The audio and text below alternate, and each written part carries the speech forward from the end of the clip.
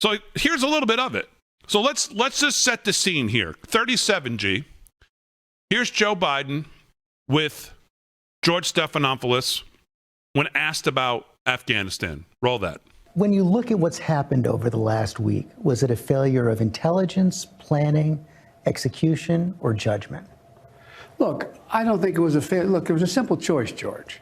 When the Taliban, let me back it, put it another way. When you had the government of Afghanistan, the leader of that government getting in a plane and taking off and going to another country, when you saw the significant collapse of the Afghan troops we had trained, up to 300,000 of them, just leaving their equipment and taking off. That was, that's what happened. That's simply what happened. So the question was, makes sense. In the beginning, the threshold question was, do we commit to leave within the time frame was set? We extended it to September 1st. Or do we put significantly more troops in? I hear people say, well, you had 2,500 folks in there and nothing was happening. There wasn't any war. But guess what? The fact was that the reason it wasn't happening is the last president negotiated a year earlier that he'd be out by May 1st and that in return there'd be no attack on American forces. That's what was done. That's why nothing was happening. But the idea, if I had said, I had a simple choice. If I had said, we're going to stay, then we better be more troops in. But your top military advisors warned against withdrawing on this timeline. They wanted you to keep about 2,500 troops. No, they didn't. It was split. That wasn't true. That wasn't true. They didn't tell you that they wanted troops to stay? No, not in terms of whether we were going to get out in a time frame, all troops. They didn't argue against that. So no one told, your military advisors did not tell you, no, we should just keep 2,500 troops. It's been a stable situation for the last several years. We can do that. We can continue to do that. No one said that to me that I can recall. Okay. Let's go to 22G. Inhofe, who is the the highest ranking Republican on this committee, he 22. He starts off by asking about. Everybody asked about this. Cotton most aggressively, but Inhofe laid the groundwork here. Here's Jim Inhofe. Run that.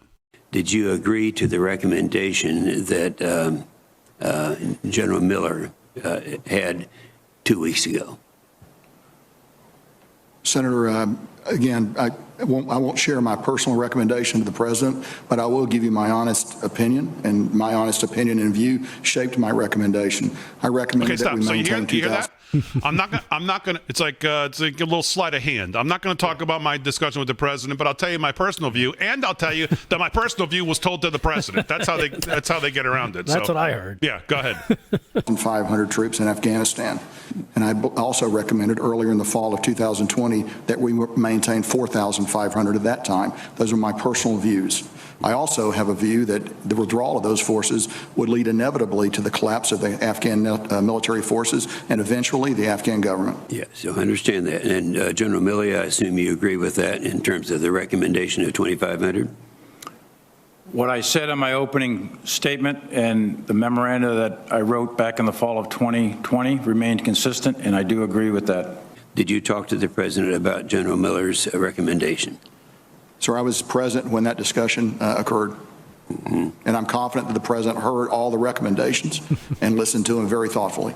So one of the recommendations that was made by the three of you would be the recommendation that originally was made by General Miller's 2 weeks ago. Okay.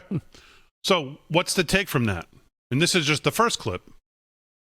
What's the take from that? The president is either incompetent, deaf, thinks he's smarter than them, didn't listen, didn't understand, all of the above.